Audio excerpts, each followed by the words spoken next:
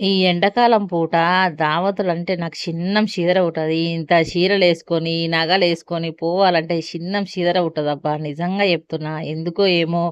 అదే సాయంత్రం పూట పెట్టుకుంటే ఏమైతది, సాయంత్రం పూట ఎవ్వరు పెట్టుకోరు. చలికాలం రావు గానీ మాకు ఎండాకాలం అయితే పుట్ల పుట్లు దావతులొస్తాయి. పోకపోతేనేమో వాళ్ళతోని బాధ, పోతేనేమో ఈ ఎండతోని బాధ అన్నట్టు అయిపోయింది. ఎక్కడికైతే ఇగ 1:30కి అయితే ఎండ అయితే సంపుడు సంపుతుంది.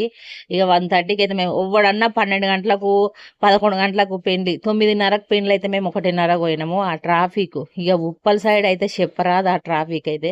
ఇగ మేము పోయే వరకల్లా అయితే పెండ్లయితే అయిపోయింది.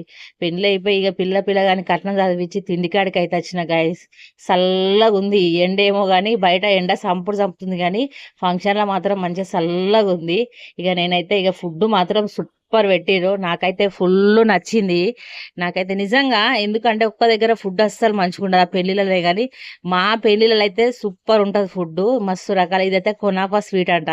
నేనైతే 2 ఏపిచ్చుకున్నా. మంచిగా తిన్నా నిమ్మలంగా. నాకైతే ఫుల్లు నచ్చిందనమాట.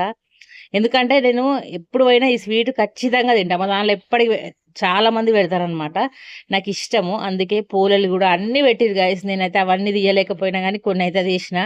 ఇగ సరే తీసే కాడికైతే మంచిగా తీసిన. ఇగ లాస్ట్‌కైతే పండ్ల కాడికొచ్చిన.